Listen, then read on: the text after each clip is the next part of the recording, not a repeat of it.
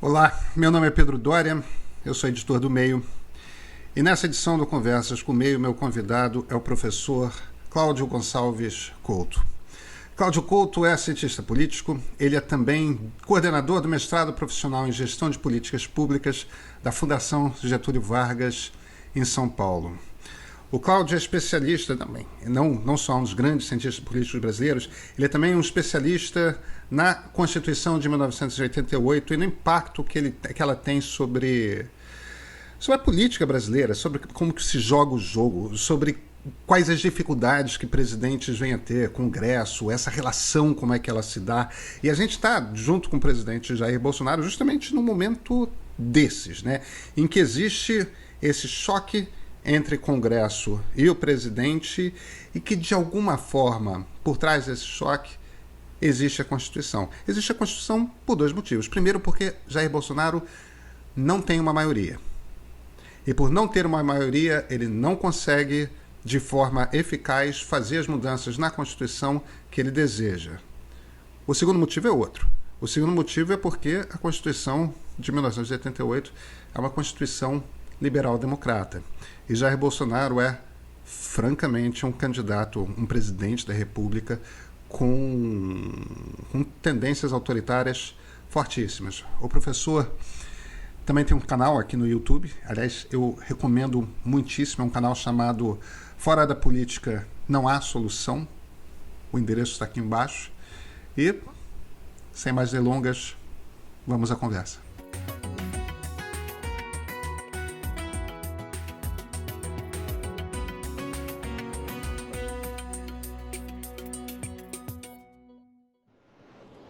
Cláudio, muito obrigado pelo convite. Obrigado a você, Pedro. Eu queria começar conversando sobre o momento político. No domingo, Jair Bolsonaro subiu na caçamba de uma picape e, fingindo que não estava falando sobre o golpe de Estado, discursou para um bando de gente que pedia o fechamento do Supremo, do Congresso, um novo AI-5. Uma gente, inclusive, engraçada, né? Porque aí, quando a polícia chega para prender, diz: e o meu direito à livre expressão? Exato. A ditadura é boa é a ditadura em cima dos outros, né? Exatamente, exatamente. É, E na segunda-feira ele age com uma pureza de democrata ali, naquela paradinha dele à porta do Alvorada, com não tem nada disso de fechar Congresso, não tem nada disso de fechar Supremo e tal. Ele faz esse jogo duplo. O que está acontecendo? Qual é a sua leitura de Jair Bolsonaro? Olha, Pedro, eu acho que o Jair Bolsonaro sempre foi um presidente, melhor dizendo, antes de ser presidente, né? Ele sempre foi um político que usou desse expediente de morde-a-sopra. Desde deputado, né? Todas aquelas declarações terríveis que ele deu ao longo da carreira e que acho que foram as declarações que o construíram como personagem, né? Como um personagem político e até como isso que os seguidores dele gostam de chamar de mito. A construção desse mito, que eu poria entre aspas aqui, porque é meio complicado quando só um grupo da sociedade o enxerga dessa maneira, mas enfim, esse mito foi construído com base nessas ações, nessas declarações ultrajantes ou que questionam a lógica ou que questionam o consenso democrático, o consenso sobre direitos humanos, enfim, tudo aquilo que a gente sabe que faz parte das democracias liberais. E o Bolsonaro sempre afrontou isso, né, desde deputado. Quando ele era, em alguma medida, colocado no corner, né, era questionado com relação a esse tipo de posicionamento, correndo, às vezes, até o risco de sofrer um processo, de sofrer um pedido de cassação de seu mandato, algo do tipo, ele recuava. Mas ele nunca recuava exatamente se desculpando. Ele recuava desconversando, ele recuava dizendo que não foi isso que ele quis dizer, que a sua fala foi distorcida, que ele foi mal interpretado, enfim, vimos aí várias situações. Eu lembro daquele famoso vídeo que ele faz com a Preta Gil, né, em que ele dá uma resposta de promiscuidade em questão racial, e quando questionado sobre isso, ele diz: não, editaram o vídeo, não foi essa a pergunta que eu tinha respondido. Né? Quando ele fala do estupro lá para a deputada Maria do Rosário, a mesma coisa: não, na verdade não foi isso que eu falei, eu estava respondendo a uma ofensa e tal. Enfim, e por aí vai. Quando ele elogia o Ustra e fala que o Ustra foi o terror de Dilma Rousseff, depois ele diz: não há nenhuma prova de que ele foi realmente um torturador. E assim vai. Então ele sempre sai pela tangente. Ele não exatamente vem a público e diz, não, eu me excedi, peço desculpas, não era isso que eu realmente deveria ter dito. Jamais. Ele nunca nega exatamente. Mas ele sai por outro lado. E eu entendo que ele, como presidente, continua a agir assim. Seja nas suas declarações, seja nas suas atitudes. Nesse final de semana aí, em que ele sobe na caçamba, recebe os manifestantes em frente ao QG do Exército em Brasília e diz, inclusive, que acredita neles, e o que eles estavam pedindo ali era golpe militar, era intervenção, era fechamento dos outros poderes, era um novo AI-5, ou seja, nada a ver com a democracia. Se ele diz que acredita neles, o que se entende é que ele está ali conestando aquela coisa, ele está referendando aquela posição. E no dia seguinte, muito convenientemente, seguindo esse velho estilo de morde-a-sopra, que é o estilo Bolsonaro, quando o manifestante, muito convenientemente, posto ali, levanta a questão do fechamento do STF, acho que ele falou do STF, não falou do Congresso, se eu não me engano, naquele momento, ele fala, não tem nada de fechamento de Supremo, de Congresso aberto, Supremo aberto, mas transparente. Ele aproveitou aquilo como escada. Ao mesmo tempo que ele se desvinculou da associação que todo mundo fez entre ele, as suas posições e os pedidos de ruptura institucional, ele, de alguma forma, se coloca como um defensor da democracia. Até disse, aqui é democracia. Ironicamente, no mesmo momento, no mesmo evento, digamos assim, em que ele diz, a Constituição sou eu. L'État c'est moi. Exatamente, Le Constitution c'est moi, né, nesse caso. É fantástico, né? Eu nunca vi um negócio desse. Eu não sei o quanto ali é dificuldade de se expressar de uma forma mais elaborada, porque o Bolsonaro está longe de ser exatamente alguém que domina a língua, ou se, na realidade, ele quis dizer aquilo mesmo. Né? A gente nunca sabe exatamente. Essa ambiguidade também é um outro aspecto do Bolsonaro que tem a ver com o morde-a-sopra. Né? O morde-a-sopra produz uma ambiguidade e essas posições que a gente não entende muito bem o que ele está querendo dizer é a mesma coisa. Aí vem alguém na defesa dele, dizendo, não, o presidente é muito espontâneo, ele é muito sincero, ele comete esse tipo de equívoco e tal, mas não é isso que ele quer dizer. E assim ele vai avançando. Ou seja, para usar uma velha imagem leninista, né, é dar 2 passos à frente e depois dar um passo atrás, né? Ou o contrário, né? Dar um passo atrás para depois dar 2 à frente, tanto faz. O que o Bolsonaro faz é sempre isso. O saldo dele é sempre o saldo positivo de construção desse mito, desse personagem de perfil autoritário. E eu entendo que é isso que saiu dessa história toda. Então a gente está vivendo isso, um presidente que dá sinalizações ambíguas, mas que na realidade a cada momento ele avança um pouco nesse processo de desconstrução da política institucional, dos limites postos a ele, do reconhecimento da legitimidade dos outros poderes, dos seus adversários políticos, da imprensa, enfim, de todos os outros atores que não são pura e simplesmente seus apoiadores ou seus fãs. Entendi. Então, me ajuda aqui um pouco a dissecar esse processo que a gente está vivendo. A primeira pergunta é óbvia. A gente tem um presidente da República que já veio de antes da eleição dele como presidente, como um cara que está constantemente fazendo o elogio da ditadura. Da ditadura militar instaurada em 64. Sempre fez. Sempre fez. Aliás, não só da ditadura, que tem aquela turma mais tecnocrata que fala mas a ditadura fez muito apesar dos seus excessos. O Bolsonaro não tem problema com seus excessos. Não. Bolsonaro é o cara tinha que ter matado 30 mil. Né? Falou isso textualmente, né? Falou isso textualmente, exatamente. Pois bem, é alguém que tem por herói o principal torturador da ditadura, né? O coronel Ustra. Você acha que, de alguma forma, lá no fundo, a intenção dele seja se tornar ditador? E aí, eu vou a uma segunda pergunta, que é, obviamente, há uma chance, você acha, existe uma fragilidade na democracia brasileira que pode nos levar novamente a uma ditadura? Vamos lá. Primeira questão, acho que é mais fácil de responder. Eu não tenho dúvida nenhuma de que ele tem a vocação autoritária, né? De que ele tem o interesse de se tornar um ditador. Embora ele mantenha esse discurso ambíguo, porque, como eu falei antes, é o que lhe caracteriza. Inclusive, só lembrando uma coisa, se eu não me engano, na mesma entrevista, anos atrás, em que ele falou que era necessário matar 30 mil, lhe foi perguntado se ele, ganhando a eleição presidencial, ele fecharia o Congresso, implantaria uma ditadura. E ele respondeu positivamente naquele momento. Isso já deve ir, sei lá, quase 30 anos, né, essa entrevista.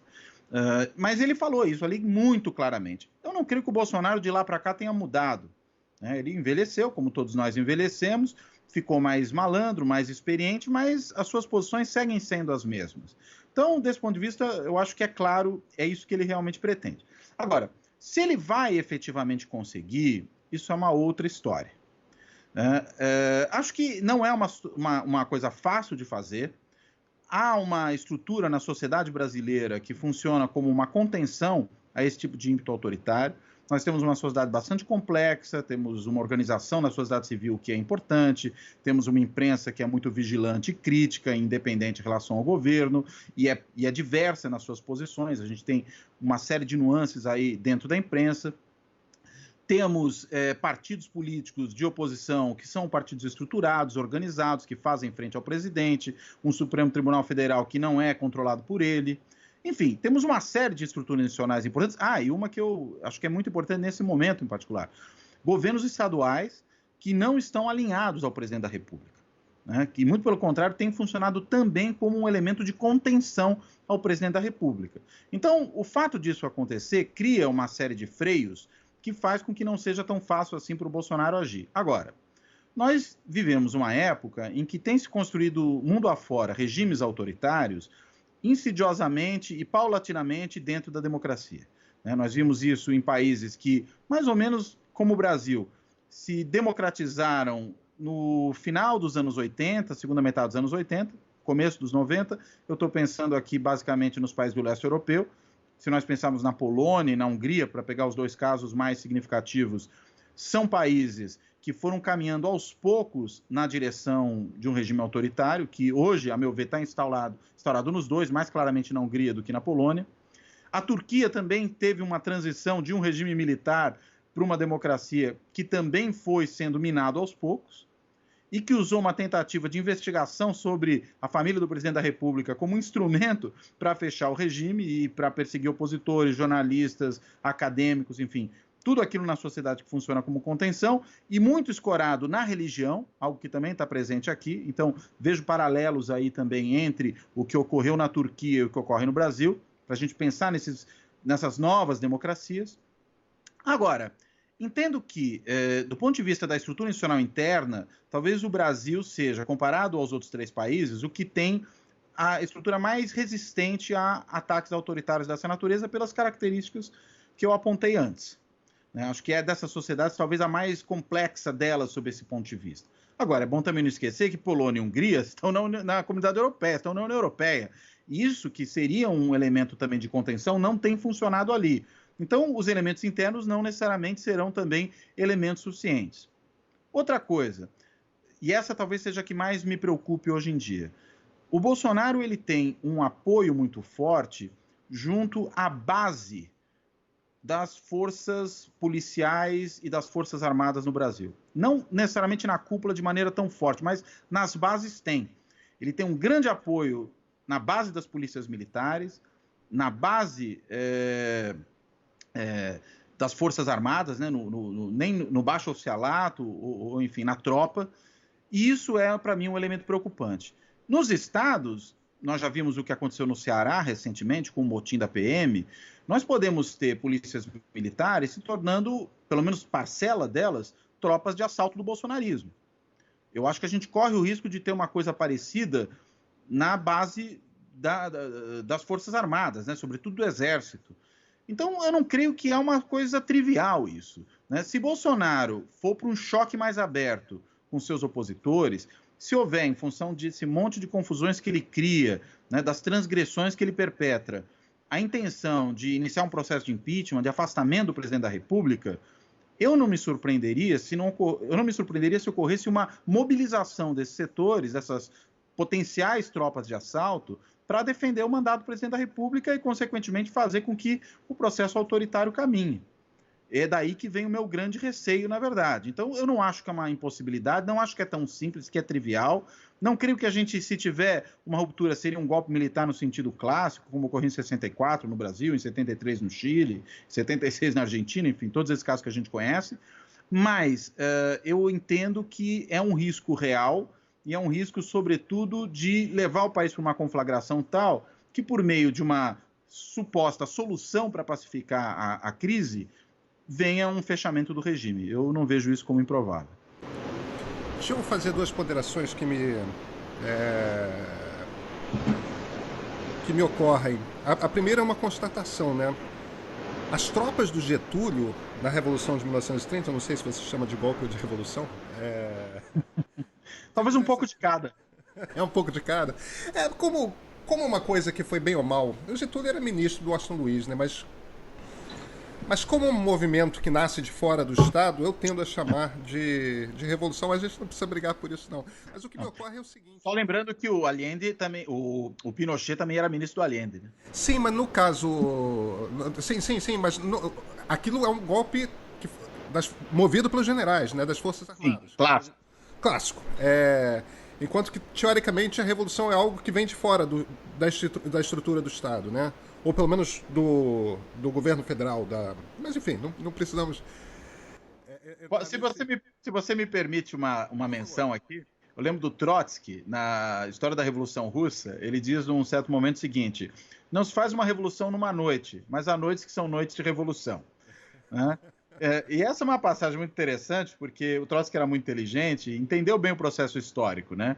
Realmente, esses processos que a gente pode chamar propriamente de revoluções, eles são processos que mobilizam toda uma estrutura social mais ampla, que provocam uma grande transformação e, na verdade, já resultam de uma transformação em curso. Enquanto que golpes são simplesmente derrubadas de governo. Agora, não quer dizer que no meio de uma revolução não possa haver um golpe, né? Uma noite de revolução. Em 1930, certamente houve um golpe quando os três generais entram lá e derrubam Washington Luiz, né? Exato. Mas tudo bem. Boa parte das forças do Getúlio, quando ele faz aquele avanço em outubro de 30 na direção do Rio de Janeiro, que era a capital, era força pública, né? Era PM. Exato.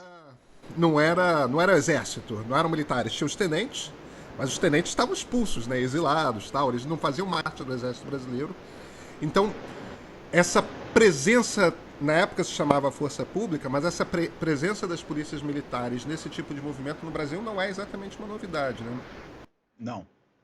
Não é uma novidade e eu diria, a principal base dessa liderança que hoje ocupa a presidência da República. Quando o Bolsonaro era recebido nos estados durante a sua campanha, quem estava ali lhe recebendo era geralmente policiais militares e seus familiares. Esses é que iam ali fazer aquele movimento. O mito, em boa medida, vem daí. Até porque ele sempre foi um defensor não só dos interesses estritamente corporativos desses setores, né, em termos salariais, em termos previdenciários, como a gente até viu agora na reforma da Previdência, que o seu próprio governo promoveu, mas que salvaguardou os interesses desses setores, mas também do ponto de vista do uso da violência por esses segmentos de uma forma que não seria aceitável no Estado democrático de direito. A ideia do excludente de ilicitude, para usar um termo que virou da moda recentemente, né, de que a polícia tem mais é que matar mesmo e tudo aí, o Bolsonaro sempre defendeu esse tipo de posição. E aí essa ala mais dura, mais selvagem, vamos dizer assim, das polícias militares, vê nele o seu representante. Ele efetivamente lhes representa. Então, não apenas não é uma novidade, acho que você puxou uma informação super importante ao lembrar disso, mas é alguma coisa que continua presente. Talvez a gente possa dizer, inclusive, que as polícias militares, são aquelas que não transitaram da ditadura para a democracia, né? São as instituições de Estado que mais permaneceram fincadas lá atrás no seu modus operandi, no seu modo de ver o mundo, na maneira como funcionam internamente e como enxergam a sociedade. A outra observação que eu queria fazer, e aí é uma provocação, eu posso estar sendo otimista demais, então por favor me corrija se eu estiver sendo. Você citou Hungria, Polônia, Turquia. Deixa eu descolar um pouco a Turquia, porque a Turquia já... Bem ou mal nós somos o Ocidente, né? A Turquia é aquela coisa ali no meio do caminho que... Verdade. tem suas peculiaridades. Concordo com você. O Orbán deu um golpe de Estado agora na Hungria, a partir do momento que ele faz com que o Congresso permita a ele governar por decreto sem a necessidade de Congresso, e o único limitador que ele tem é o Supremo, e é um Supremo que ele nomeou praticamente todos os ministros, ele virou um ditador. Né? O Andrzej Duda na Polônia está tentando virar um ditador, está tentando ali passar uma extensão de 2 anos de mandato dele, porque com o coronavírus não dá para ter eleição. Então, mais natural que o presidente ganhe mais 2 anos de mandato, e por que parar aí depois, né? Então, por que mudar em time que está ganhando, né? Exatamente. E os dois fazem parte desse movimento, desse macro movimento internacional do qual o Bolsonaro participa, que é esses demagogos populistas de extrema-direita e liberais, né, para usar outro termo da moda. Agora, tem uma característica que eu acho que é relevante, que é o seguinte: o Brasil tem um movimento liberal desde o século XVIII, desde Tiradentes e Frei Caneca, passando pelo movimento abolicionista, Rui Barbosa, quer dizer, mesmo que e eu falo liberalismo no sentido clássico do termo, não nessa coisa tupinambá de liberal na economia e conservador nos costumes, mas liberalismo de fato, liberalismo clássico, liberal democracia, tudo mais. Mesmo que não tenha sido um ideário político dominante na história do Brasil, sempre esteve lá. Durante toda a Primeira República, o Rui Barbosa pode nunca ter chegado à presidência da República, mas a voz dele sempre foi uma voz importante. A de outros liberais, igualmente, sempre tiveram lugares importantes, fosse na oposição, fosse em ministérios. Há um liberalismo que é relevante durante a República de 45. E eu sempre insistindo, estou tratando de liberalismo quase como sinônimo de democracia, da coisa dos valores da democracia, do constitucionalismo, né, da democracia liberal, da coisa do... o Estado não pode sufocar a pessoa, você tem... Enquanto que se você vai para a Hungria e vai para a Polônia, não tem história de democracia ali.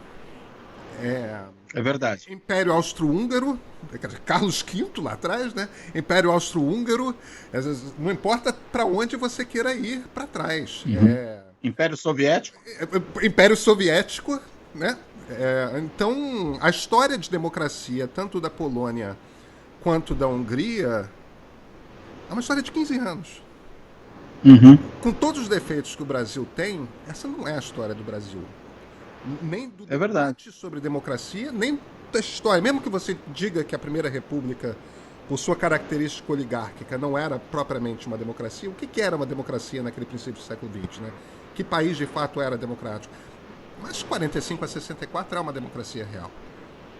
A brasileira, talvez, mas era uma democracia. Não, mas ali eu acho que dá para dizer que era. Tá? Claro que a gente tem, vamos dizer, uma mácula naquele momento, que é a proscrição do Partido Comunista, mas ela não é, a meu ver, suficiente para descaracterizar o regime como um todo, como democrático. É uma falha severa daquele regime, né, antipluralista, e a gente sabe que o pluralismo é uma questão central no regime liberal democrático, mas não tenha dúvida, era efetivamente uma democracia, com lideranças liberais também do ponto de vista político, que acho que é o que nos interessa aqui, né? Nem tanto liberais econômicos, já que a gente falou do liberal na economia, conservador no costumes, embora às vezes a gente que veja seja neoliberal na economia, reacionário nos costumes, a coisa é mais por aí do que propriamente, né? Talvez pinochetista, a gente poderia definir esse tipo de perspectiva, mas o que eu diria a gente teve, por exemplo, o Juscelino era, desse ponto de vista, claramente um presidente de perfil liberal. Aí não é só o regime que é liberal-democrático, há lideranças liberal-democráticas. E creio que na redemocratização nós tivemos também algumas lideranças desse perfil, para além de suas idiosincrasias particulares. Itamar era claramente um político de perfil liberal, Fernando Henrique é um político de perfil liberal e Lula é um político de perfil liberal do ponto de vista político. As pessoas às vezes gostam de apontar Lula como populista, eu acho que Lula está milhões de anos-luz de distância de ser populista. Ele tem aquele perfil carismático, falastrão e tudo mais, mas opera o tempo inteiro dentro da estrutura institucional do Estado, na relação com os outros poderes, com os governos subnacionais, enfim, com os partidos políticos. Isso é liberalismo político. Então, eu acho que você tem razão. Inclusive, podemos dizer que talvez na nova república, o que nós temos é um reforço dessa tendência, com governantes que têm esse mesmo perfil, né, que são governantes de perfil liberal-democrático. E até Temer, em boa medida, né, que assume ali depois da Dilma, acho que tem também esse perfil. Agora, Bolsonaro, evidentemente, é o liberal por excelência. Mas eu acho que você aponta bem. Acho que talvez um dos nossos aspectos importantes é essa raiz liberal que sempre permaneceu na política brasileira. Liberal politicamente, de novo, deixar isso sempre claro. Agora, por um outro lado, é sempre uma força política secundária na política brasileira, né? Ela nunca foi a força política protagonista, aquela que capitaneou o processo. Ela sempre esteve ali, inclusive sofrendo derrotas muito importantes ao longo da história. Talvez o mais notável desses casos seja o de Rui Barbosa, na sua campanha civilista, né? E é derrotado fragorosamente. Claro que a gente está falando de uma república oligárquica, né? Para usar um velho historiador muito bom, democracia sempre foi um mal-entendido, né? E aí, consequentemente, liberalismo também sempre foi um mal-entendido, né? E, enfim, ficou sempre aí secundada por ímpetos mais autoritários e por uma coisa que no plano da sociedade talvez seja mais forte, que é um autoritarismo social profundo, né? Eu lembro do José Murilo de Carvalho dizendo que a gente garantiu direitos sociais e políticos sem garantir efetivamente os direitos civis, a grande parcela da população, uma cidadania torta essa nossa. E acho que esse é um dos problemas. Até a questão da polícia, do qual nós falamos há pouco, tem muito a ver com isso, né? O problema é você ser cidadão na hora que você está num beco escuro encontrando com um policial. Aí o Estado não tem nada de liberal perto de você, sobretudo se você for preto, se você for pobre, né? Se você for periférico, aí a situação fica muito mais complicada. Então, é bom você ter falado desse perfil, que eu acho que é um perfil que se torna cada vez mais importante para compreender o momento do Brasil, né? Que esse jovem negro, homem, periférico, que é a principal vítima da violência policial no Brasil. Periférico, seja na periferia de São Paulo, seja nas favelas do Rio de Janeiro, no fim das contas é a mesma coisa, né? Sim. Do ponto de vista da sociedade, representa o mesmo conjunto. A impressão que eu tenho, e eu já vi algumas coisas escritas aqui e ali, eu nunca li nada muito sistematizado. A impressão que eu tenho, quando a gente vê esses movimentos de mudança de regime, e aparentemente estamos num movimento similar, de transição para alguma coisa que vai ser diferente, em geral isso acontece porque há uma transformação da sociedade. E a impressão que eu tenho é que o bolsonarismo representa... Tem muito de chute e de percepção aqui, tá, Cláudio? Então, por favor, corrija, bata à vontade. Estamos construindo o avião em pleno voo, é assim mesmo. Totalmente. É que existem duas classes médias novas no Brasil. Tá? Uma classe média nova é uma classe média baixa, que é quem era pobre antes, pobre mesmo, e, no entanto, passou a ser de classe média no sentido de que ganhou acesso, ganhou poder de consumo. Que é esses grupos que vivem nas franjas das grandes cidades. No caso do Rio é no meio, mas é nos morros, né? Também tem uma divisão geográfica. Agora, em cidades como São Paulo, outras grandes cidades do Brasil, nas franjas, no que a gente chama de periferia, que são conservadores, profundamente conservadores, e são, em geral, profundamente religiosos também, né? Principalmente evangélicos, mas não apenas. E tem um outro grupo que é uma classe média que às vezes é baixa, às vezes é alta, que é uma classe média de interior, que é essa classe média agro, que tem uma cultura própria, que não é a cultura do Brasil litorâneo, do Rio, de São Paulo, mesmo do Nordeste, com a música sertaneja o mais evidente, mas não só. que é uma classe média que vai ali de interior de Santa Catarina, Paraná, São Paulo, um pedaço ali de Minas Gerais, Centro-Oeste, com muito poder aquisitivo em muitos casos, também conservadora. É importante não confundir uma classe média com a outra, mas esses são grupos que, quando a gente vai para 1985 e começa a nascer ali a nova república, a nossa atual república, se é que ela ainda já não terminou, esses grupos não existiam.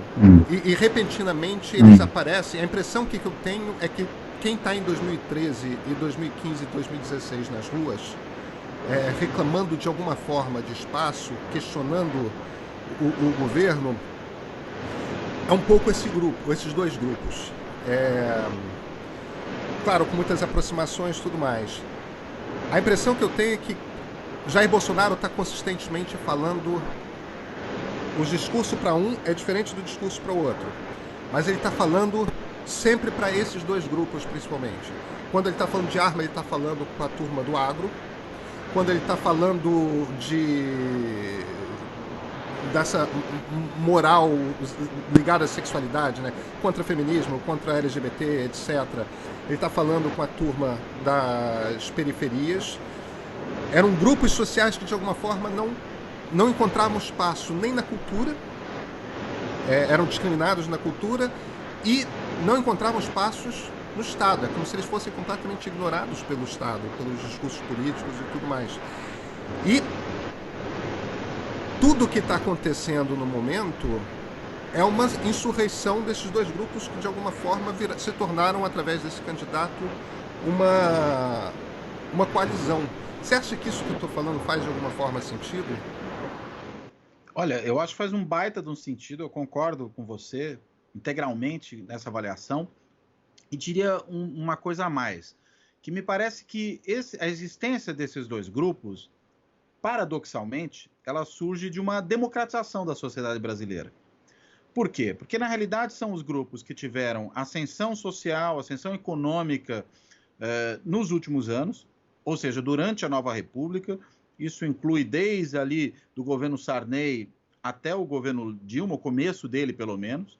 Né? Depois a economia começa a degringolar e aí acho que a situação muda. Mas todo esse período é um período em que essa chamada classe C, como muitos a denominaram, que acho que é muito mais esse grupo primeiro ao qual você se referiu, né? O grupo das franjas das cidades, do Morro Carioca, da periferia das cidades como São Paulo, Belo Horizonte, Recife, Belém e por aí vai. Nessas cidades, a gente tem realmente um grupo que tem ascensão social nesse período, mas que traz esses valores conservadores, né? É quase que um pouco aquela mobilização social que os velhos teóricos do populismo explicavam ao falar do período pré-64, daquela população que sai do campo, vai para a cidade e se torna justamente a massa de manobra da política populista. Né? Ainda traz os valores, ainda traz o modo de pensar de quem está no campo. Nesse caso, é uma mobilidade social muito mais urbana para esse primeiro grupo ainda, insisto. As pessoas saem da pobreza e ascendem socialmente, ao mesmo tempo que são capturadas, em boa medida, por uma cultura profundamente religiosa, que lhes dá espaço, lhes dá identidade, lhes confere um sentimento de pertencimento a um grupo e tudo mais. Eles se encontram ali. Agora, é o grupo que ascendeu justamente quando a sociedade brasileira se democratiza nesses vários sentidos que eu mencionei. Curiosamente, é o grupo que vê negativamente a democracia em boa medida. E o mesmo acho que vale para isso que você está chamando de classe média agro, né?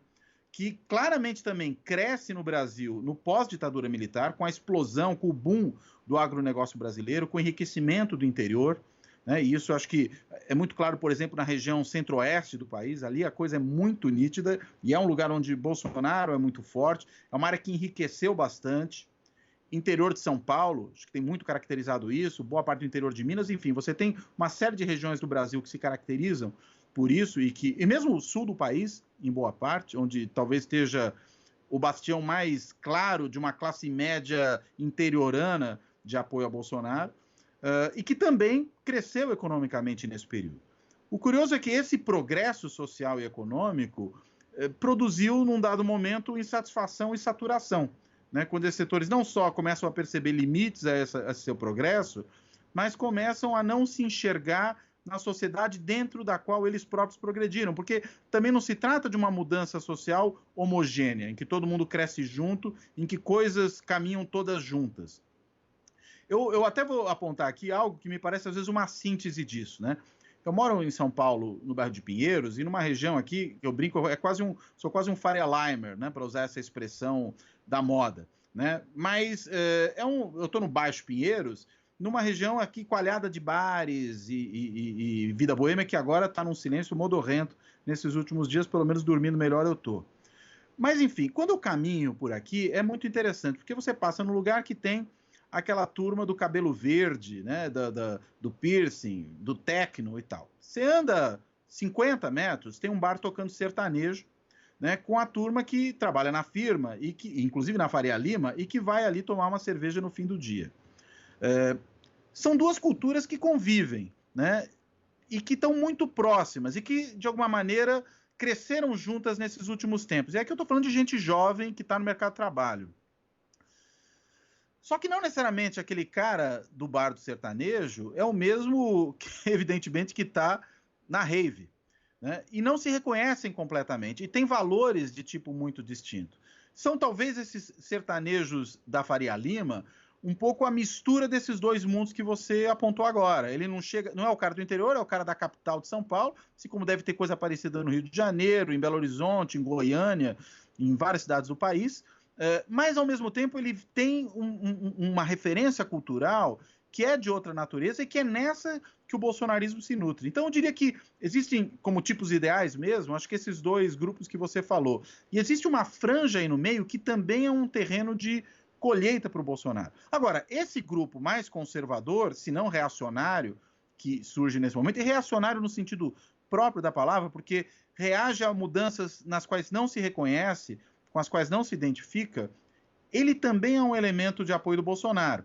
Passeatas que nós vimos nesse final de semana aí, que teve a ida do Bolsonaro à frente do QG em Brasília, mas teve também gente na Paulista, gente na Avenida Atlântica no Rio, em vários lugares. Ou seja, em todos esses lugares aí, você tem uma classe média urbana e até mais próxima da classe média tradicional, que fica a meio caminho, e que é também profundamente apoiadora das ideias de Bolsonaro. Eu acho que ele fala desse ponto de vista para os dois grupos que você mencionou e tem talvez no seu núcleo mais radical e mais mobilizado esse terceiro, né? Acho que o do agronegócio também é muito fortemente mobilizado, mas nos centros urbanos existe um pouco de uma classe média, inclusive, que tem mais a ver com a classe média tradicional e que talvez se ressinta muito profundamente da emergência do primeiro grupo, em especial, né? Daqueles que antes eram seus empregados, seus serviçais, que não frequentavam os mesmos lugares, que não usufruíam dos mesmos elementos de distinção social,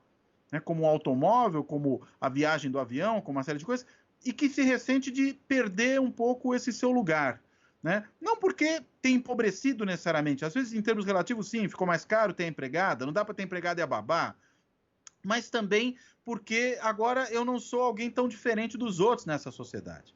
E aí eu alimento essa minha disposição reacionária. Eu entendo que o núcleo duríssimo do bolsonarismo está também localizado nesse terceiro grupo, né? Dos sertanejos Faria Limers, né? Como eu mencionei agora há pouco, e seus assemelhados país afora. Acho que tem também esse outro tipo. Eu acho que é interessante o que você está dizendo, porque no fim das contas, a conclusão que eu tiro aí do seu pacote de explicações é a seguinte: a ameaça à democracia brasileira nasce do sucesso da democracia brasileira. Exato. Como costuma acontecer sempre, né? A ameaça a uma certa ordem, ela costuma surgir do sucesso daquela ordem. A gente falava lá atrás de golpe ou revolução, mas as revoluções propriamente ditas ao longo da história, elas surgem em momentos em que aquela sociedade progrediu tanto que ela chega num ponto de saturação.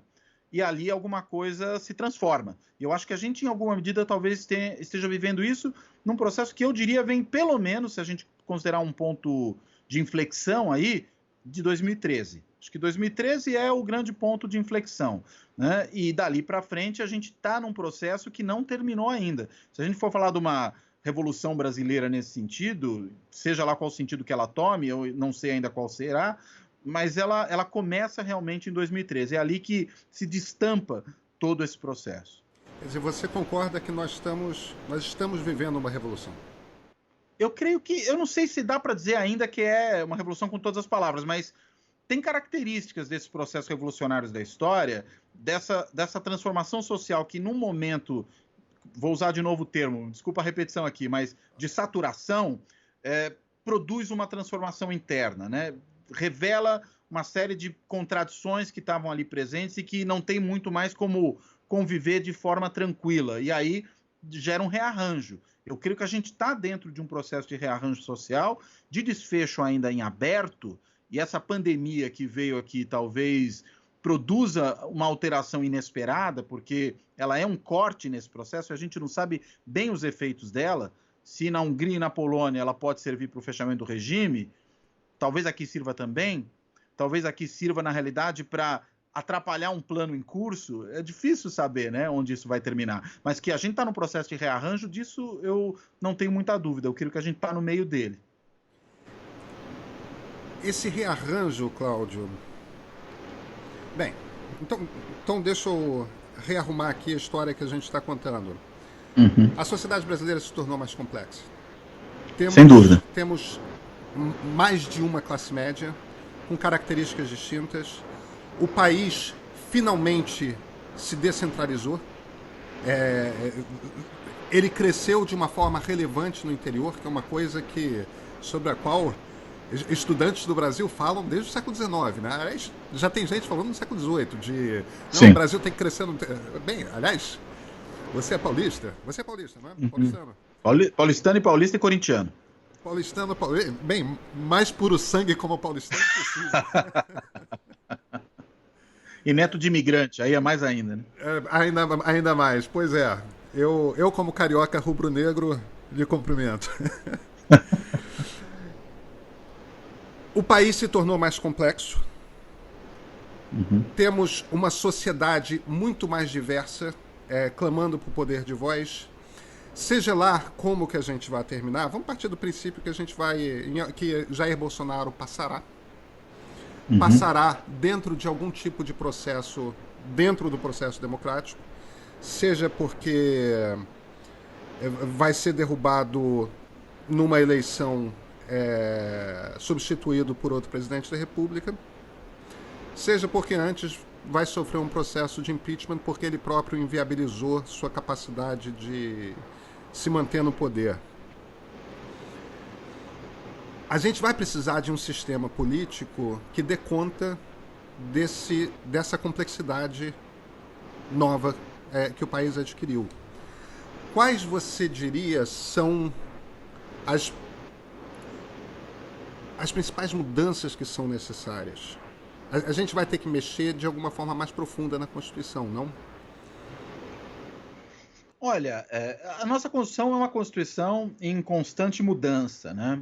Agora, ela é uma Constituição que muda muito mais naquilo que, vamos dizer assim, não é propriamente constitucional do que aquilo que é propriamente constitucional. Políticas públicas, né? Esse é um trabalho que eu tenho desenvolvido já há muitos anos, faço um trabalho junto com o meu colega, o Rogério Arantes, professor aqui na USP, que não é paulistano, é um goiano de Anápolis, mas nós vemos trabalhando com isso já há bastante tempo, mostrando o seguinte: essas emendas constitucionais frequentes que ocorrem na Constituição brasileira, elas incidem muito mais sobre políticas públicas, sobre questões de natureza fiscal, de políticas sociais, de estruturação de certos sistemas de organização de relações intergovernamentais. É muito mais nessa frente, política previdenciária, para pegar o exemplo recente e importante, mas que não são necessariamente o cerne daquilo que a gente chamaria de um Estado democrático de direito.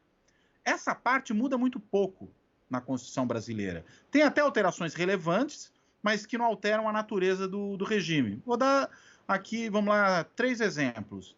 Primeiro, quando o mandato do presidente é reduzido de 5 para 4 anos, lá na revisão constitucional do começo dos anos 90. Depois, quando se aprova a emenda da reeleição, que não alterou basicamente o funcionamento do sistema. Depois, quando se muda o uso das medidas provisórias, é uma coisa importante na relação entre poderes. E até vou acrescentar uma quarta reforma importante, reforma do Judiciário, cria lá o Conselho Nacional de Justiça, para o Ministério Público cria o Conselho Nacional do Ministério Público, mas a estrutura institucional fundamental, ela continua ali, são muito mais aprimoramentos do mesmo modelo do que transformações profundas desse mesmo modelo. Então, a mudança quantitativamente e qualitativamente mais importante é nas políticas públicas. Quando, por exemplo, permite que se privatizem empresas estatais que eram pela construção monopólio estatal e por aí vai. Bem, será que então, nesse momento, diante desse rearranjo completo, precisa mudar alguma coisa na Constituição? Eu diria algo.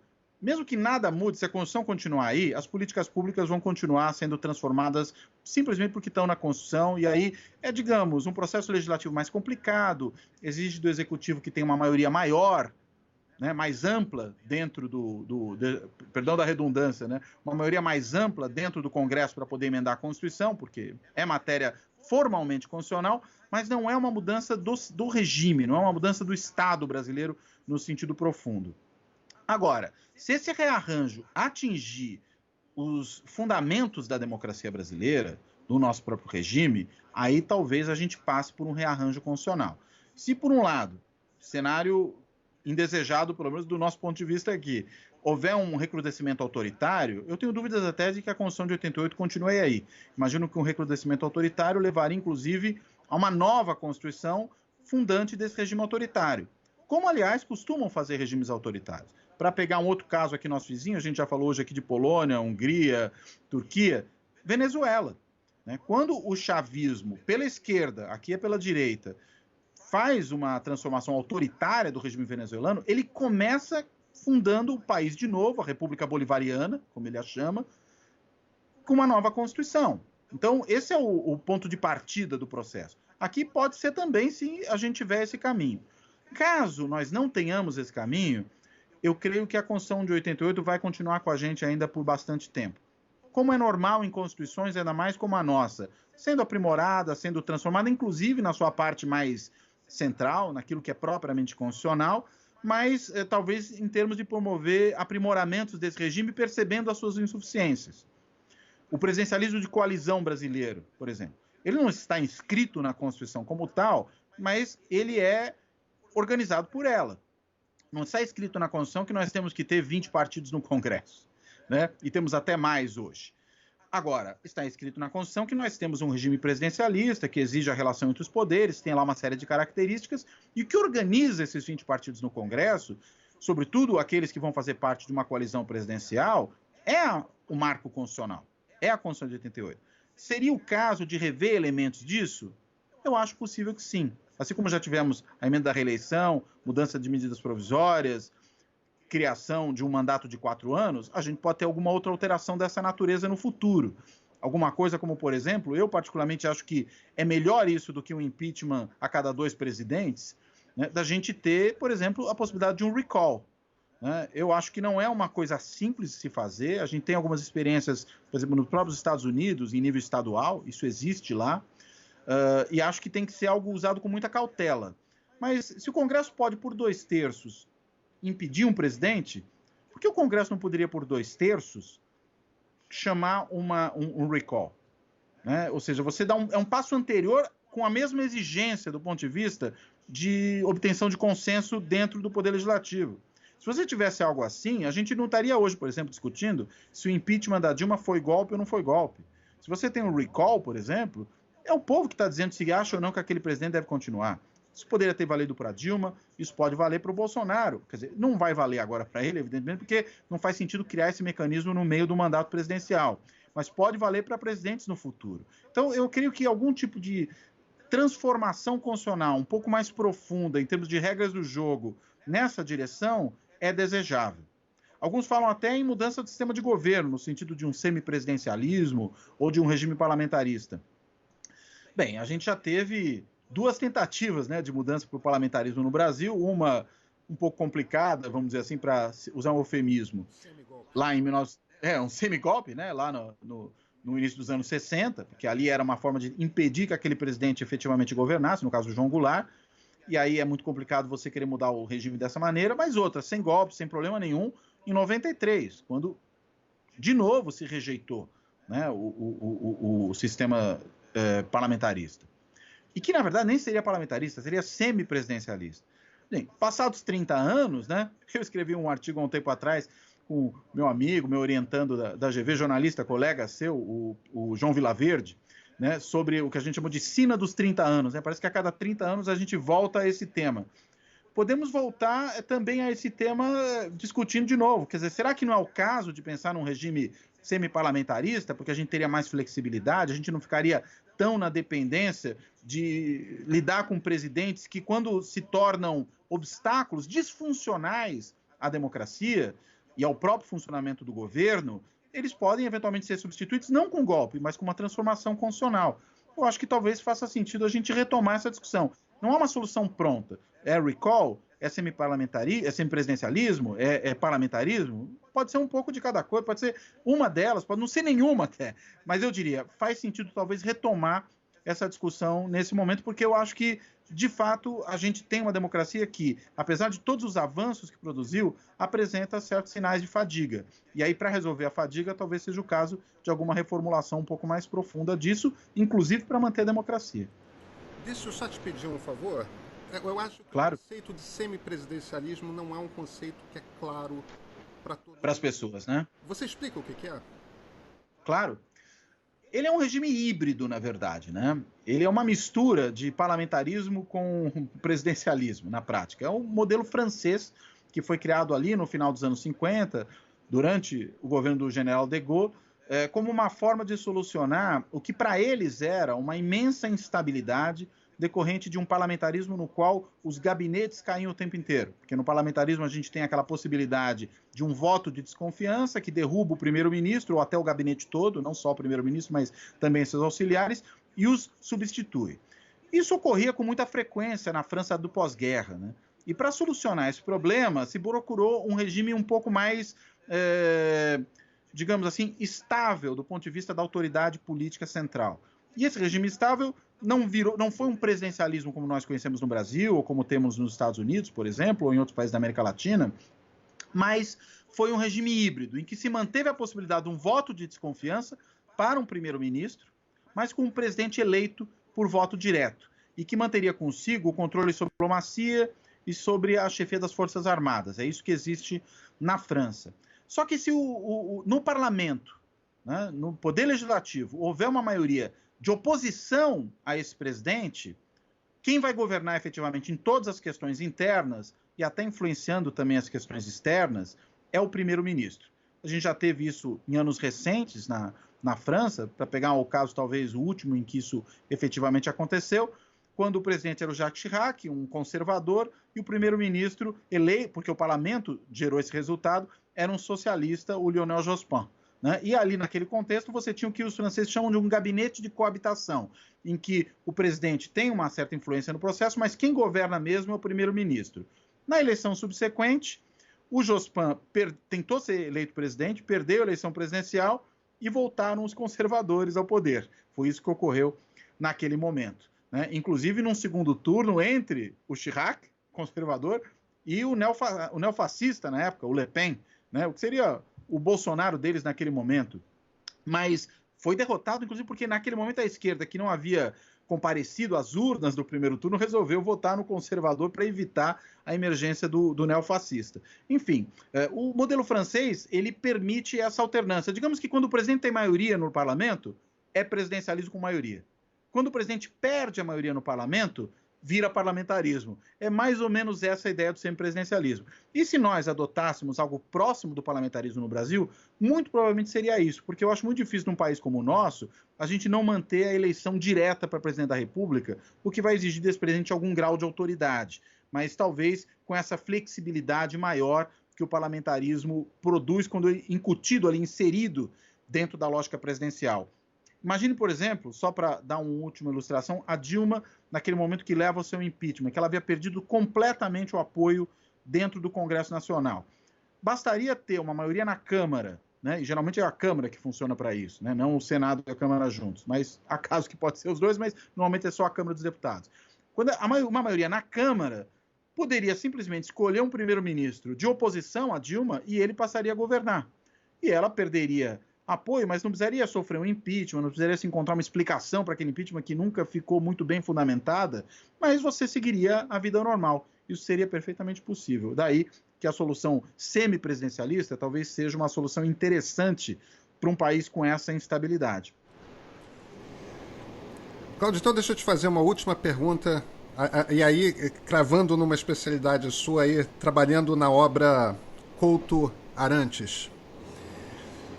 Um dos motivos pelos quais um presidente da República precisa ter, a gente já falou sobre isso um pouco, precisa ter uma maioria, como você diz, ampla para conseguir governar, é que boa parte das questões relevantes de políticas públicas estão escritas na Constituição. E é da natureza do mundo que as coisas mudem. A gente está indo para um mundo digital. As mudanças, as relações de trabalho são diferentes das relações do mundo industrial. A gente está indo para um mundo onde há mais velhos do que jovens. É natural, e os velhos vivem muito mais tempo. Quer dizer, é natural que a gente precise olhar para a Previdência. Eu não estou nem entrando no mérito de qual é uma boa ou uma má reforma, porque aí a gente vai longe. Mas mudanças de políticas públicas de tempos em tempos são necessárias porque a realidade simplesmente muda. Uhum. E, no entanto, houve uma opção na Assembleia Constituinte de botar muitas dessas questões de políticas públicas dentro da Constituição. Isso exige que um presidente, daqui a 20 anos, que seja eleito, ele vai precisar de uma maioria de 3/5 do Congresso, tanto da Câmara quanto do Senado, para promover a plataforma dele, porque ele vai ter que mexer em coisas que as pessoas estavam pensando na década de 1980. Vem cá, você que mergulhou tanto nessa questão, dessa decisão de termos inscritos políticas públicas dentro da Constituição, qual é a conclusão a qual você chegou? Você acha que isso foi uma boa decisão ou a gente não devia começar a pensar em dar uma emagrecida na Constituição? Não de tirar a questão de natureza de governo, não de tirar a questão de direitos pessoais individuais, até porque algumas dessas são cláusulas pétreas, mas políticas públicas. Uhum. Teoricamente, eu seria favorável a que não houvesse políticas públicas na Constituição. Eu digo teoricamente porque elas já estão lá. E o processo de tirada delas não é tão simples, quanto poderia parecer se a gente imaginasse, digamos assim, falando de leis ordinárias ou mesmo leis complementares que exigem uma maioria muito menor. E não é tão simples por quê? Porque sempre que você vai negociar uma emenda constitucional, você precisa, na realidade, incluir outras coisas na Constituição, que também são políticas públicas, para mudar aquelas que você precisa alterar nesse momento. Eu me lembro de uma conversa que eu tive uma vez na FGV, aqui de São Paulo, com o professor Luiz Carlos Bresser Pereira, que foi ministro do governo Fernando Henrique Cardoso, e propôs uma das emendas mais importantes, que é a de reforma administrativa, que foi uma das mais, inclusive, extensas emendas, que alterou boa parte da administração pública no Brasil, que estava constitucionalizada. E o Bresser, ele conta o seguinte, ele conta que quando ele e um assessor sentaram e começaram a olhar o capítulo da Constituição que eles queriam mexer, e que, enfim, travava uma série de coisas na administração pública, falou, olha, vamos cortar isso aqui, vamos cortar isso, vamos cortar... E saíram cortando um monte de coisa. Num dado momento eles se deram conta, peraí, mas isso não vai passar no Congresso.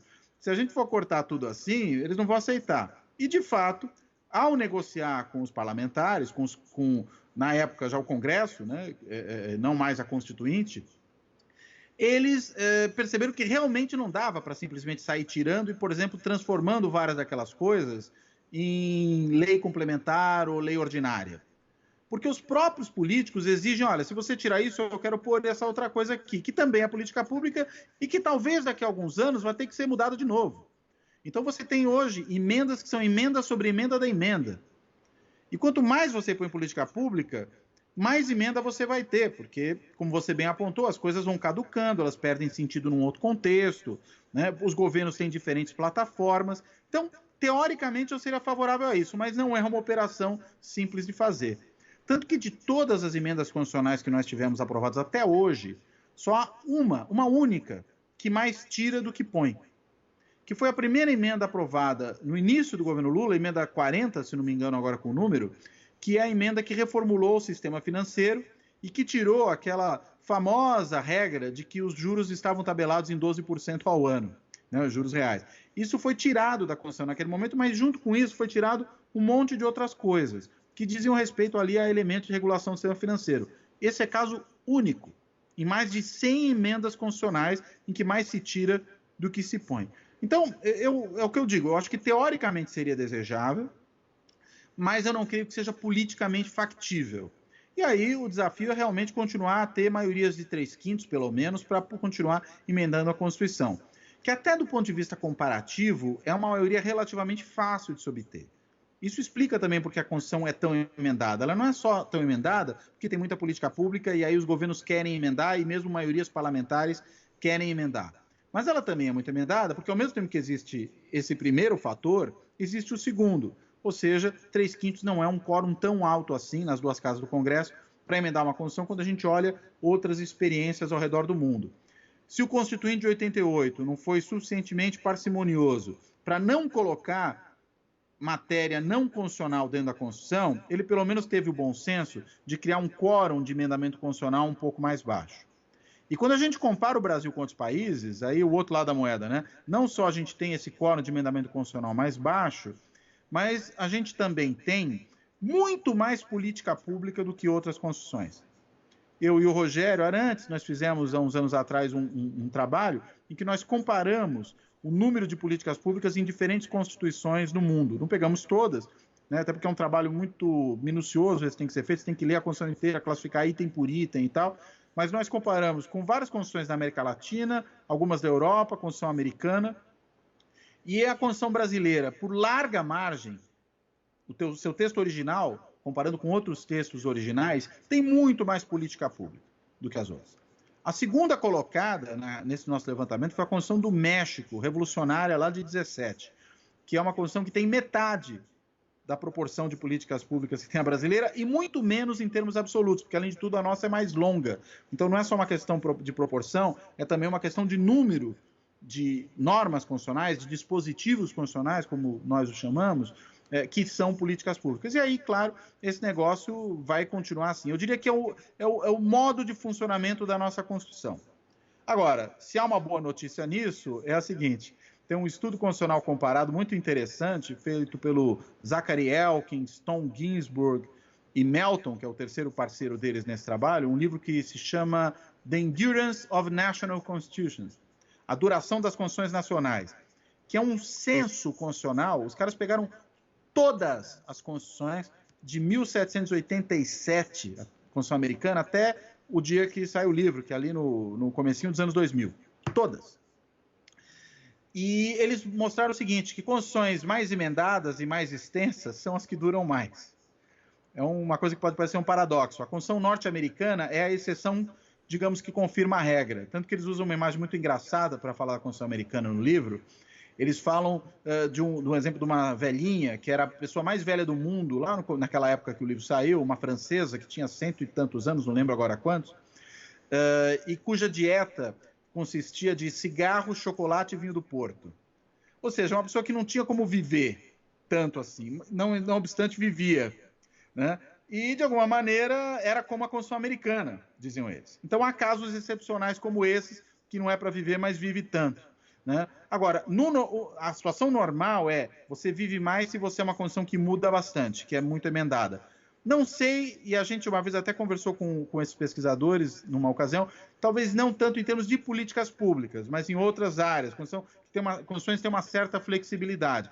De qualquer modo, a nossa muda aí, né? Muda principalmente em termos de políticas públicas. Então, até onde a vista alcança, eu não consigo ver a possibilidade de tirar essas coisas de dentro da Constituição. Acho que a tendência é que elas continuem ali enquanto essa Constituição estiver aí, e aí os governos vão ter que se acostumar a montar maiorias um pouco maiores. Talvez não para tudo, né? Você pode ter uma maioria não constitucional que te dê pelo menos um pouco mais da metade das duas casas do Congresso, e quando for emendar a Constituição, você negocia ali um pouco a mais. Claro que é um trabalho maior, né? É mais inseguro, é mais incerto.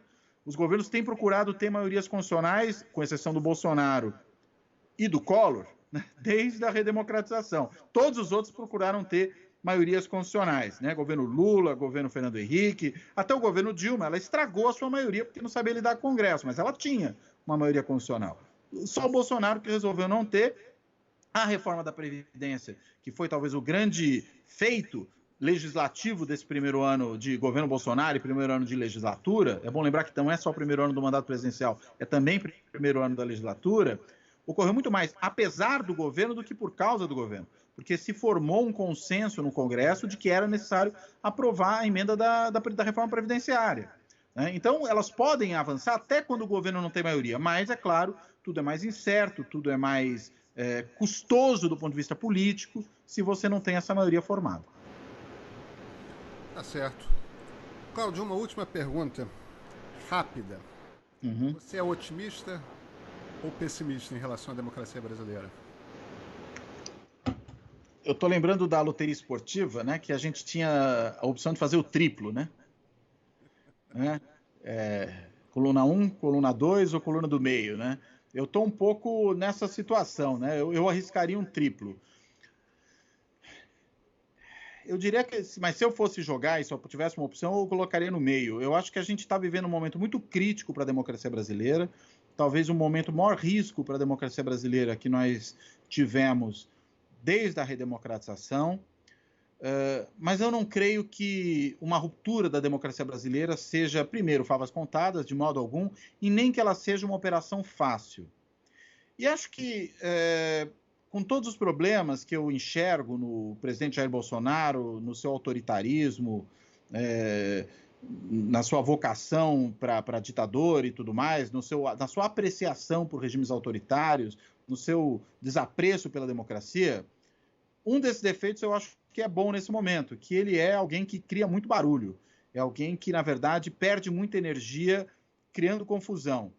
Há quem entenda que isso é a estratégia dele, né? Que a estratégia dele é criar essa confusão para tumultuar a sociedade, tumultuar o sistema político e tentar reinar no caos e tentar, com o caos, produzir a possibilidade de ruptura. Isso até pode ser verdade, em certa medida, mas eu entendo que é uma estratégia de altíssimo custo. E ao ser uma estratégia de altíssimo custo, para ele, inclusive, é uma estratégia talvez que não facilite muito esse caminho no sentido do autoritarismo que eu entendo que ele deseja, que ele busca. Outros políticos de perfil autoritário, Chávez na Venezuela, né, e eu acho que é sempre importante mostrar que o chavismo é sim parecido com o bolsonarismo, ainda que com um sinal ideológico trocado, ainda que os bolsonaristas resistam a isso e os simpatizantes do chavismo na esquerda também resistam, mas eles são muito parecidos. Mas o Chávez na Venezuela, o Orbán na Hungria, o Erdogan na Turquia, ainda que com as peculiaridades da Turquia por ser um país de características bem distintas dos países ocidentais, eu acho que nós estamos no Ocidente, o Kaczynski na Polônia, enfim, todos esses casos aí, eu entendo que são casos em que houve mais malandragem institucional por parte das lideranças. Eles jogaram mais com as instituições, inclusive para solapá-las. E o Bolsonaro simplesmente vai para o vale tudo, vai para o enfrentamento, ainda que nesse morde-a-sopra, nessas idas e voltas que ele gosta de fazer, mas ele cria muito ruído e perde muita energia. Vamos dizer que gera muito calor, né, e pouca luz. Acho que esse é um dos problemas do Bolsonaro. Isso, num certo sentido, pode ser uma vantagem para a democracia brasileira. Se Bolsonaro fosse mais eficiente e mais eficaz, talvez a nossa democracia corresse mais riscos. Cláudio Couto, muito obrigado pela entrevista. Obrigado a você, Pedro. É um grande prazer, sou um admirador do seu trabalho. É um prazer estar falando aqui com você. Obrigado, cara. A conversa com o professor Cláudio Couto acabou entrando em discussões as mais diversas, né? A transformação da sociedade brasileira, o sucesso da democracia que nasceu em 1985 e, de certa forma, que criou as dificuldades dessa própria democracia que a gente está vivendo hoje. E o processo mesmo de que tipo de reforma constitucional a gente tem que pensar para além de um governo Jair Bolsonaro, para que esse tipo de circunstância em que presidentes se vejam incapacitados de governar por conta da relação com o Congresso, como é que a gente faz para bloquear presidentes que têm problemas de alguma forma, sem que isso se torne algum tipo de impacto muito pesado. Eu espero que vocês tenham gostado. Muito obrigado pela audiência.